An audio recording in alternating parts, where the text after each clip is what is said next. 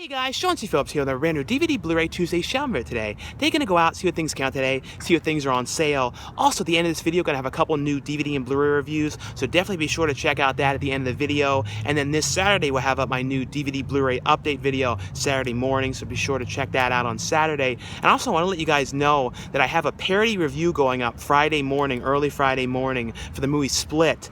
Be sure to definitely check this one out. I'm really happy with how it came out. It's kind of crazy. I feel like it's one of my favorite parodies that I've done in a really long time, because I only do them every so often if there's a movie I feel like I have a really good idea or kind of a funny idea for, a parody for the movie that I'm going to be reviewing. So like I said, that will be up, this Friday morning. So definitely look forward to hearing what you guys think of that one as well. But anyway though, guys, let's get going and see what we can find today. Into Target we go. And some of the main things that came out today was, Girl on a Train, which I'm going to have a review of that one at the end of this video. Stars Emily Blunt. I actually like this one a lot. Really pretty good thriller film when you're really trying to figure out exactly what happened to this girl that, Emily Blunt's character is obsessing with this girl and her boyfriend. She's always watching from the train. And I don't think they have any special Target-only editions or anything of that in here. It doesn't look like they've put everything out yet, though, so I'm not 100% sure. But the other one today was Keeping Up with the Joneses. So I talked about this one in my last shopping video last week, but really like this movie. And it's not one you really take serious. It's kind of like a Mr. and Mrs. Smith kind of spy type film, and I always like Zach Galifianakis, and I thought he was pretty funny in this. And then the other one today was Ouija Origin of Evil, which is the prequel to the last Ouija movie, and this was actually a way better movie in the first Ouija film, and I'm going to have a review of that one at the end of this video as well. And it looks like they didn't put out the Keanu Reeves movie, The Whole Truth, which was actually good. It has him and Renee Zellweger. I'm going to talk about that one at the end as well. But other than that over here, I don't really see anything else. They did get in here Mr. Robot, which they didn't have out last week, but now it's $34.99. I think it was $30 last week, but they do have that, and they do have this one. A lot of people have been telling me, how good this one was. This Dirk Gently's. This sounds like a pretty cool show. At some point, I'm definitely going to have to check that out. I think someone said it's on Netflix. I'm not sure if it's on Netflix US as well, but definitely one I have to check out at some point. And I did get one thing in there. I got this album from the XX, the new album. The thing with music is they always come out Friday. They used to be out, I think, on Tuesdays as well, but now they always are out on Friday, and I still do get CDs mainly to listen to them in the car and then put them on the iPod and stuff like that. But I like, still, if you can find them in stores, to me, I always do get them. But that's really the only thing I got in there today, though. Into FYE we go. Well, we'll take a look and see if there's anything in here different today. This is the one part I always check where it's the newest, old titles they brought in, used copies and stuff, and see if there's anything in here different. Last time I was in here, I saw Willow, and I hid that back there. I don't know if anyone actually was able to get that or not, because they had it for I think $20, and it goes for 50 something, because it's one of those ones that went out of print. I don't really remember exactly why. I think it was when Lucasfilms was sold to Disney or something like that. They didn't buy Willow, and I think that's how it went out of print, as far as I can remember. It was something to do with something like that.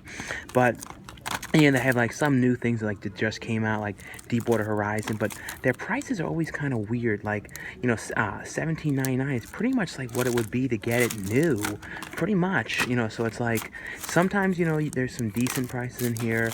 Other times though, they're real pretty much exactly the same as buying it new. So it's really not a great deal. This is that one movie. I might get this again, because this was a very cringy, weird movie. Because I don't know if any of you guys actually saw this movie, but I think it was one of Jack Nicholson's last movies before he retired. But 90% of this movie was shot in front of green screens, because they didn't actually really want to go anywhere. So it was all a lot of this cheesy, bad green screen work and stuff like that. I don't know if that has any value or not, or that's pretty much all it's worth. But I sort of wanted to watch that again, just because it was just such a ridiculous, kind of bad movie. But there was just something kind of fun about it. Like I said, though, pretty much just going to look around in here, see if there's anything in here different, or any decent out of print stuff.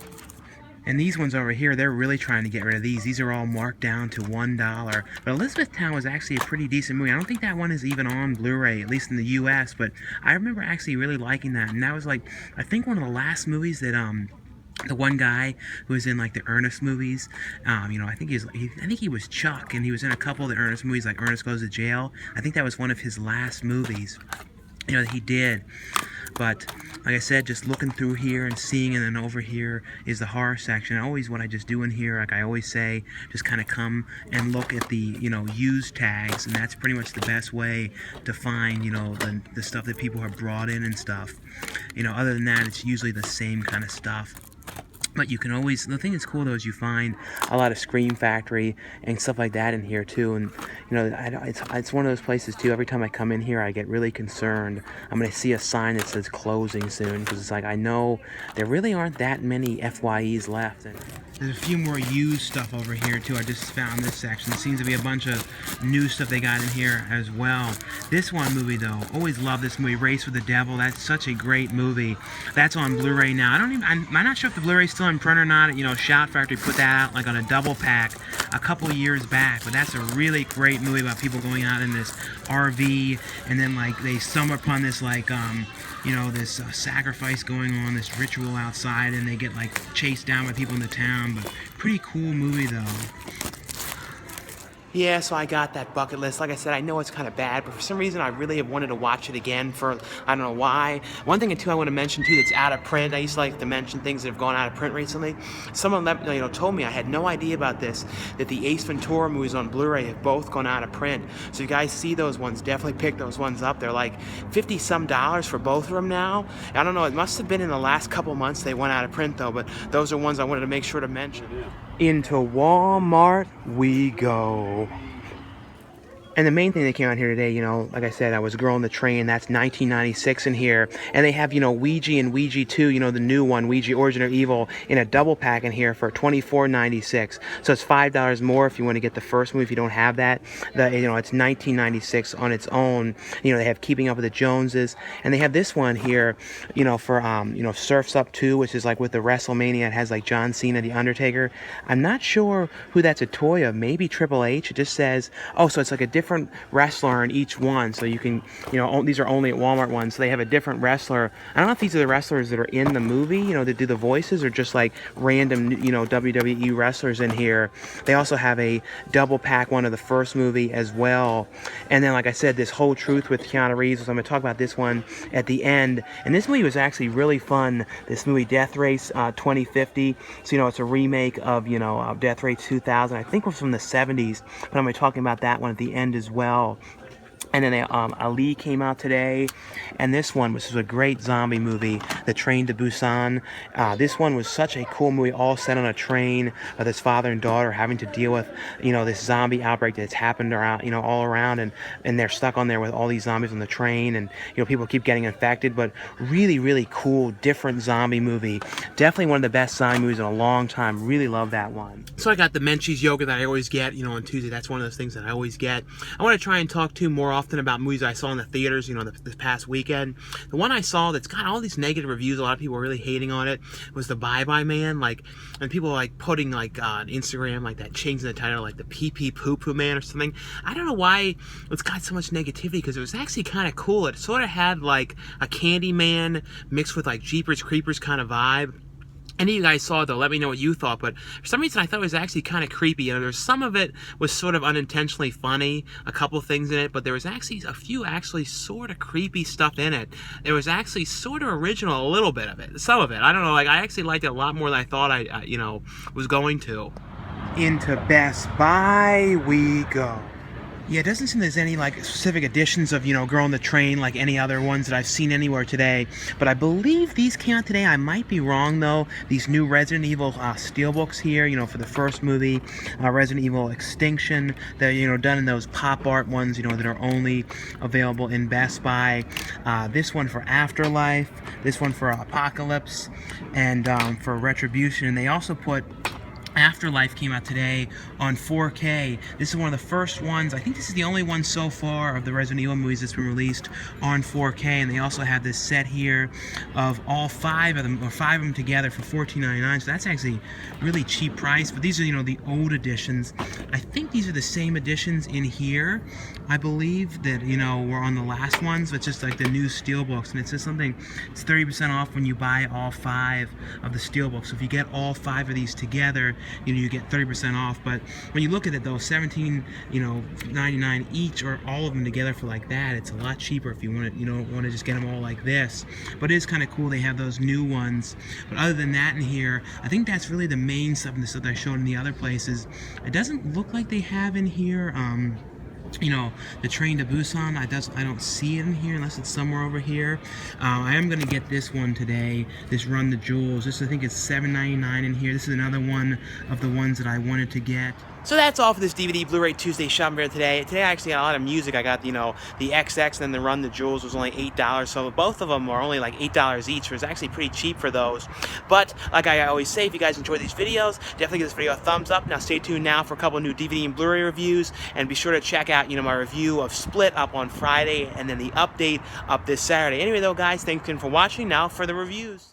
And the first one I got from Lionsgate is a movie called The Whole Truth, starring Keanu Reeves and Renee Zellweger. This movie, I actually really thought this was actually a pretty good movie. It's basically Keanu Reeves playing a, lawyer, and he's, in charge of defending Renee Zellweger's son, who is charged with murdering, his father. And, it's basically, though, the kid, on the scene, like when the police were there, he basically said, I shouldn't have done it, somebody should have done something. Basically, though, it's like everything is pointing to that this kid has killed this father, and, this kid is basically taking a vow of silence, and he won't talk to anybody. He won't talk to Keanu Reeves, who's supposed to be, defending him and trying to keep him from going to, to put to death, or what, whatever's going to happen to him. He's going to go to jail or anything, but he won't say anything. So Keanu Reeves, like, has this one woman come in and kind of work with him, and she can kind of, like, tell when people are lying and people are like telling fibs and stuff. So she's kind of sitting on the stand with him, trying to kind of pick up on the people who are kind of telling the witnesses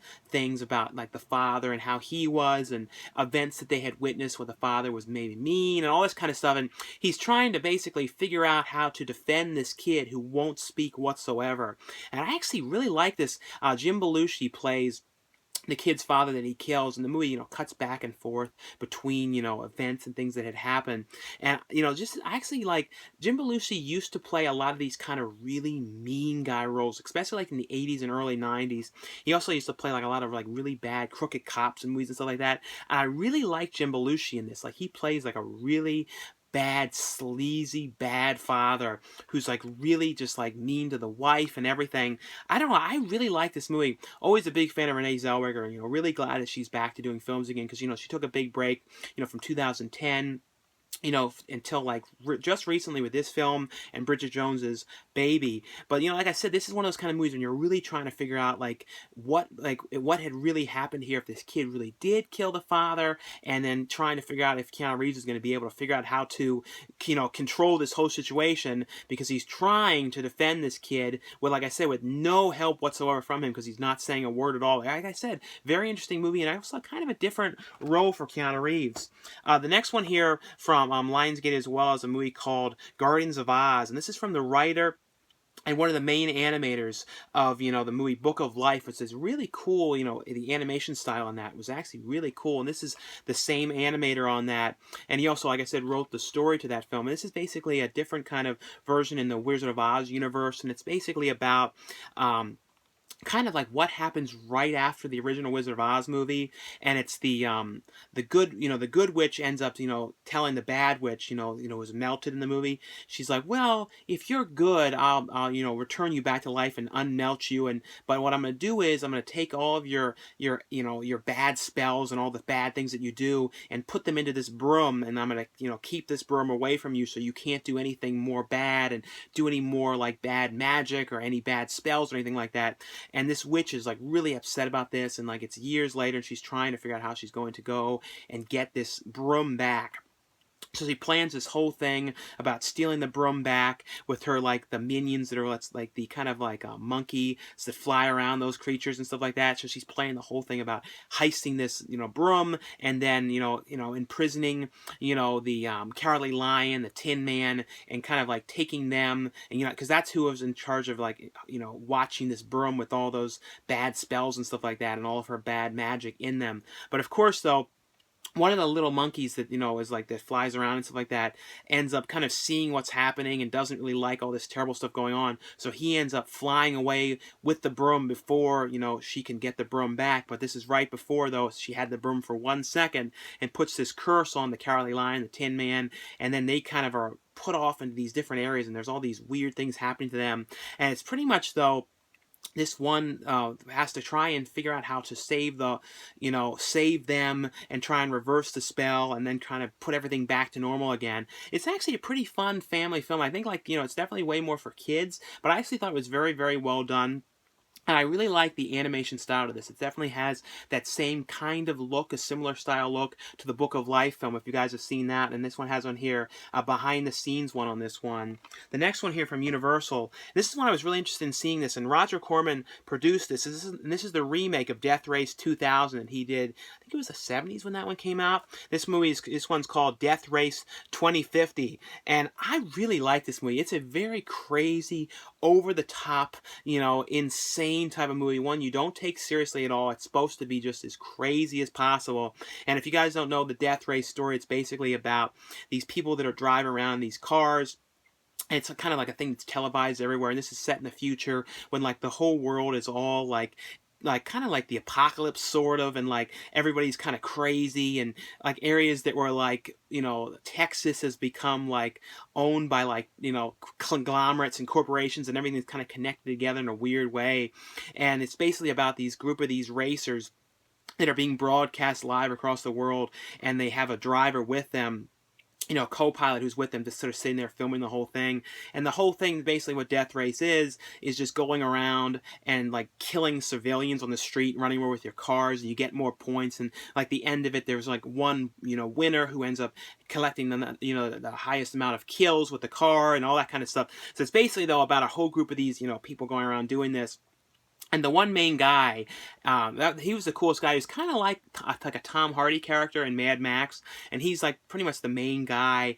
And it's just pretty much them going around, and Malcolm McDowell plays kind of like the president, sort of like the world, and he was actually really cool. And he had this like insane like wig to the side. His hair was all this really, really weird swoop to his hair. He was really cool in this movie. Like, if you see on the back, he had this really interesting kind of swoop to it. I don't know. I really like this one. It's got like crazy, green screen work and these insane kills. And they filmed this movie, because I was watching this, I was like thinking, where did they film this movie? Because it was like a really interesting setting, and I think it was filmed in South America and Peru, from what I could find out. But it just was like one of these total throwbacks. It felt so much like a 70s, 80s movie, with these insane kills and just insane over the top acting and everything. I really like this. It's not going to be for everybody, but I really like these kind of movies. I like what the movie this was supposed to, the remake, the original one, and these kind of crazy Mad Max type films, especially like Mad Max, but kind of done even more like over the top. But it has on here, though, the making of Roger Corman's Death Race 2000, a look of the film, look at the cars, because they had really cool cars in this movie, and then cast car tours, and then deleted scenes on this one. The next one here from Universal as well is the Emily Blunt film, The Girl in the Train. It's one I saw in theaters as well. It's actually a pretty good thriller movie. It's basically about Emily Blunt as this woman. She plays this woman, for one reason or another, is very, very depressed. Her life is kind of in shambles, and she's just very sad. She's a very sad woman, and she pretty much, all she does is just ride along this train back and forth all day. She goes like a long distance on this train. She kind of just sits and looks out the window, and then she's like becomes kind of obsessed with this couple that she kind of sees as like the perfect couple. She's always watching them, out the window, and kind of like imagining their life, and she sees them, they look like they're very happy, but like she's just kind of looking at them, like, and kind of wishing that her life was kind of like that. She was the girl that she's watching, and she's wishing that her life was kind of like this, and she's become totally obsessed with this. And she's had all these other kind of problems too with her ex-husband, and she's like, because of the way she acted and things like that, things didn't work out with that, so she's just very downbeat and depressed. But she's always watching this couple from the train when she drives by, and then like inventing what they're doing and stuff. But one day she sees something happen there, and somebody getting violent with the woman, and it's basically her kind of getting out of the train one day and kind of going to the area. But then what happens is the one woman ends up, missing, or something ends up happening to her. they're kind of looking at where she is, and then they're looking at Emily Blunt's character like maybe she had something to do with this disappearance and what exactly had happened to this woman that she was always watching and where she went and everything. And it's a very interesting thriller, one of those movies where it's like kind of takes turns and stuff like that, and you're like, you really don't know what's going to happen with this. This was based on a book as well. And Emily Blunt, though, was really, really good in this. Very good, strong performance. Haley Bennett, plays the girl that she's watching. She's been in a lot of stuff lately. She was in Hardcore Henry. But I thought this one was actually really pretty well done. Definitely like a strong, when it comes to, because there's been a lot of these kind of thriller type films like this, but this one really does keep you thinking and really wondering what exactly happened to this girl and what exactly is going on here. And it definitely does have some twists and stuff like that. Not everything you're expecting to go on with this. Has on here, though, deleted and extended scenes, and then some featurettes on the movie and a commentary track on here with the director. The next one here, this is Ouija, Origin of Evil. This is from Universal as well. And this is the prequel to the first Ouija movie. This takes place, years before, and this deals with the Lynn Shay's character. If you guys the first movie, something had happened with Lynn Shay, and she's like in the insane asylum in the first movie. And then this is kind of showing how she ended up there and things like that. And this is showing, basically, it's about a mom and her two daughters. They move into this house, and the mom is like, trying to kind of make a living, and they kind of have like people come in for seances and things like that, and the two daughters are always kind of screwing around, and because like when they have like the seance kind of movies and stuff like that, they're always having people like in the scenes and stuff like that in films messing around with things and kind of planning it. So, oh yeah, this thing moves, and they go, oh yeah, your mother misses you, and then they have like the lights flicker or the candles blow out and stuff like that. Well, these two daughters are in cahoots with the mother and helping the mother out to like blow out the candles or like shake the table or do all that kind of stuff. But then they end up, the one daughter ends up getting this, I think it's the daughter or the mother, they bring in a Ouija board, and they start messing around with the Ouija board. And the youngest daughter, though, when the mom is, playing around with the Ouija board and, rigging it so it can like move on its own with magnets and all this kind of stuff. When she does this, the one daughter basically ends up becoming possessed, and then it becomes this huge nightmare of a situation about trying to figure out what's going on at the house. And then, the mom, who is basically just pretending this whole thing, the mother of these girls, now she's actually realizing that something is going on, and she's going to have to figure out how to stop this and figure out exactly what is going on. I actually really like this one, and it actually, as much as I actually, the first Ouija movie, got a lot of negative reviews, and a lot of people really didn't like it. I actually liked the first one, but it wasn't like a perfect movie, and it was kind of like not great in a lot of aspects. But I liked the main actress that was in it, which because she was in The Signal and stuff. So I mainly liked it because of some of the people that were in it. But this one was actually a very creepy movie. I think the director of this movie did Oculus, I think, or I might be totally wrong, but I think he did Oculus. But it was actually very, very creepy. He has on here the deleted scenes, the making of the movie, commentary track with the director, and some featurettes as well. But definitely one that, like I said, actually, played out as very, very creepy. Really did like this one. The next one here from Warner Brothers is the Ben Affleck film, with Ben Affleck and Anna Kendrick, called The Accountant. This is the 4K release of this one. Definitely have to say, too, though, the 4K on this one looks great. It's definitely a very, like, atmospheric, dark film. Like I say, too, with 4K, the biggest thing that I notice is so much with the contrast levels and the light and like way much more brighter picture and things like that. The detail, of course, you do see more with the detail, but it's so much more with the HDR and like the range and the colors and things like that. But this movie is basically, though, about Ben Affleck, and he's like a guy, and it's a different kind of movie, though, because Ben Affleck plays someone who has autism, like mild form of like Asperger's autism, kind of in the middle spectrum, and he has like extreme abilities with math and super smart and can kind of solve these insane equations. And he kind of goes in and helps businesses work on the books and figure out how to, if there's something like maybe someone stealing money and stuff like that. But he also is actually this like contract killer as well. And he goes around this streamlined trailer, and he has like keeps all his stuff in there, but he's basically going around killing people, and at the same time as doing this. And it's kind of him just kind of moving around and stuff, and he ends up going to one place to look at what's going on and see if they're stealing exactly what's happening, and that's where he works with Anna Kendrick. It's an interesting thing, too, like the kind of, seeing the relationship between him and Anna Kendrick, because, like, he can't, since he plays someone with autism, he can't really read that she's kind of liking him, and it's definitely adds to a very different type of film. There is some crazy sequences though when he's like playing this rock music and running this pipe down his leg and stuff, because like that was a pretty crazy scene what's going on with him with this pipe on his leg and stuff. But it's basically though when he gets this one business, what the main thing is, he finds out though that something has happened there, and as soon as he discovers something, they kind of are, you know, after him because of it. And that's pretty much what the movie is kind of what he's going to do and having to show his skills. But has on here though some featurettes on the movie, and then it's also talking about you know, playing someone with, you know, autism. But it was, like I said, I actually really thought this was a pretty interesting movie. Not like perfect all around, but it was definitely pretty interesting. The next one here from Disney is a movie called The Queen of Katwe. I think that's how you say this one. This stars David Oyelowo and Lupin Najon. I'm not sure if I'm saying the name right. I heard her name pronounced in Billy on the Street, and then I kind of forgot exactly how to say this. But I know David Oyelowo because I think it was on the Academy Awards or somebody was saying his name a lot, and I always remember how to say it right. But this is basically, though, a movie. This is set in, was it in, I think it was in Uganda, and it's basically a girl who lives in a very poor area of Uganda with her mother and her family. And that mother is just trying to sell things, have the kids help sell, you know, fruits and things like that on the street to try and make their living and have some kind of money.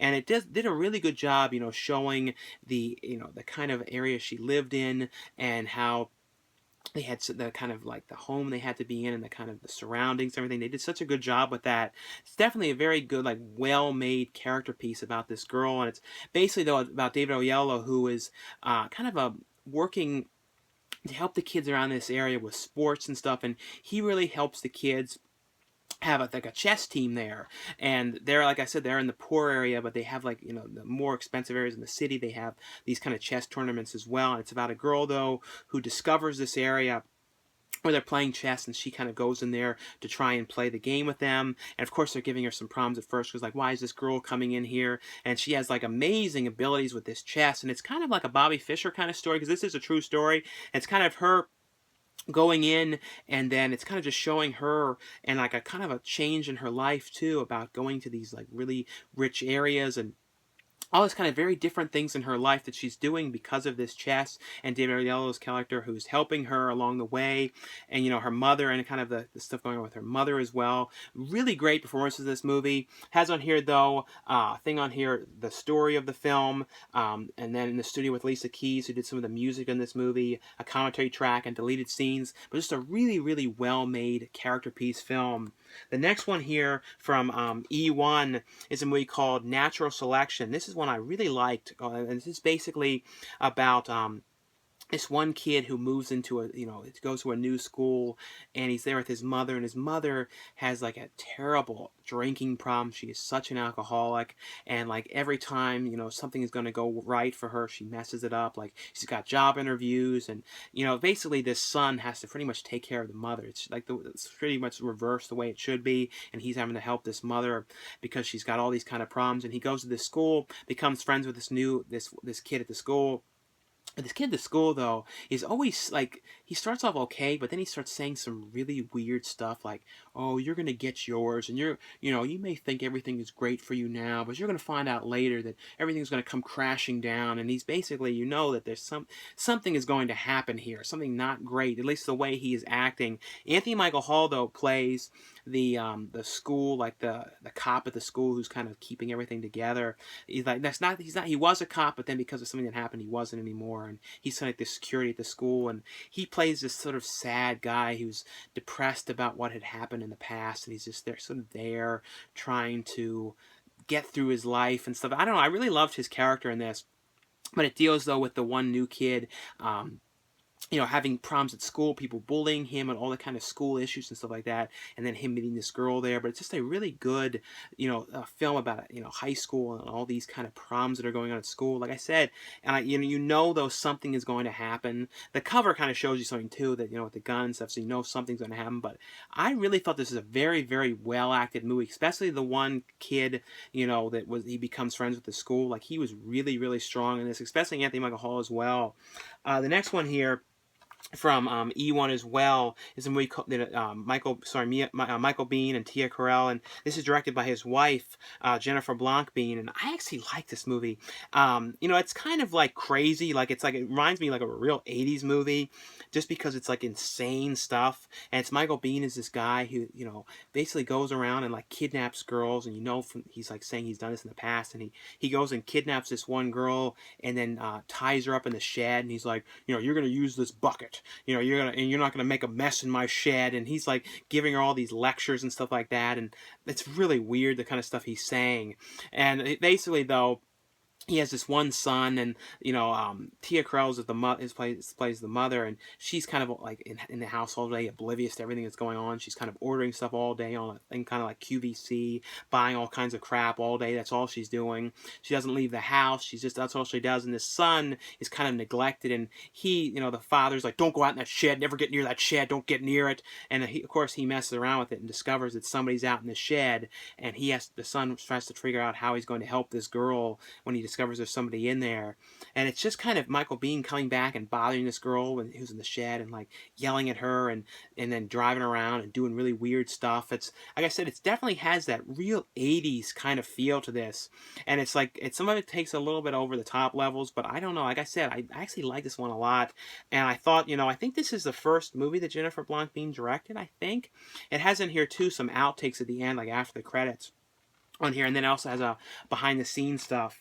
The next one here, and I actually have a giveaway copy of this one as well. So if you guys are interested in this, you know, just post below that you like this one. You know, I'll just randomly pick a winner for this, and I'll message you, you know, and get your address and everything. This movie is from, you know, E1 as well with Uncorked, and this movie is called The Shelter. This stars Michael Perry, I think, and it's basically though this guy who's a homeless man who's kind of, you know, going around, and he's kind of like just sort of like depressed and very unhappy, and he's drinking all the time, and it's kind of he goes to this one bar, and then he ends up like randomly like discovering this house with all the lights on and stuff, so he ends up going inside, and that's when the movie really picks up, and he gets in this house, and it's kind of like him having like weird hallucinations in the house and weird visions and seeing weird things, and things from his past are kind of coming to get him, and he's kind of like trying to figure out exactly how things got to where he was, because, you know, at one point he was happy and had this wife and everything, and it's kind of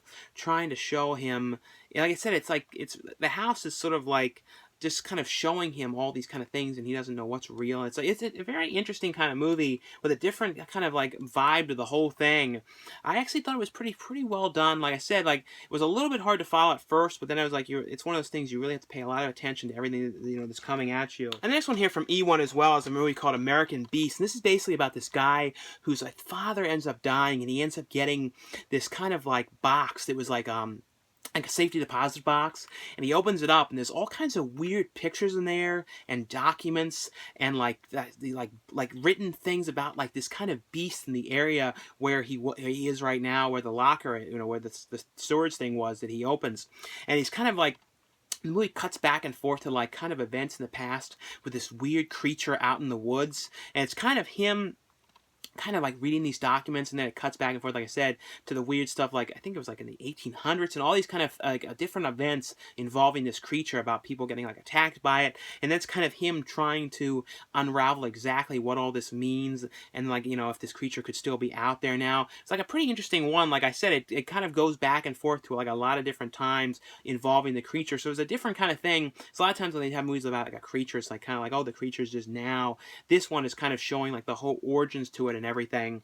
The next one here from Shameless Screen Entertainment. This is a UK release, so this one is a Region B one. So make sure if you are interested in this one, you have to have a Region free Blu-ray player or Region B player. This movie is called The Sect, and it was kind of funny when I was watching this. I love this company's, you know, cases. These cases are amazing because you never see ones in yellow like this. I think they were some of the only ones I've ever seen have yellow cases.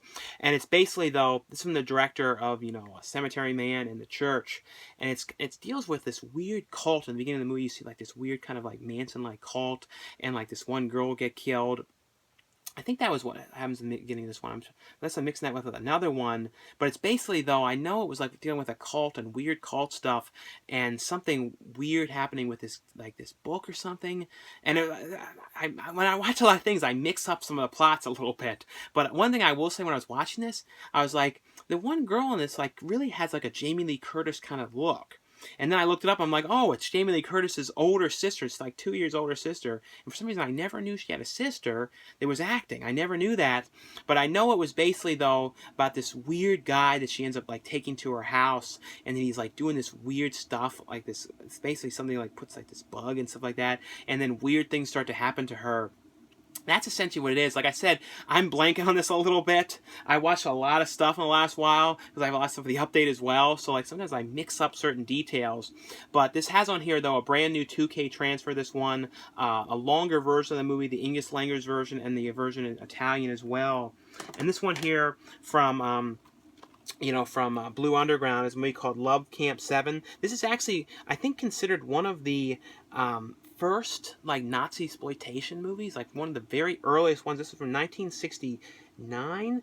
I'm pretty sure this is one of the very first ones. And if you guys know, these are kind of like movies that deal with like the Nazi kind of stuff with like girls in the camp and prison camps and all that kind of stuff. And then they kind of spun off into like the Linda Blair type ones, which were like girls in prison type films. But these were kind of like the first ones.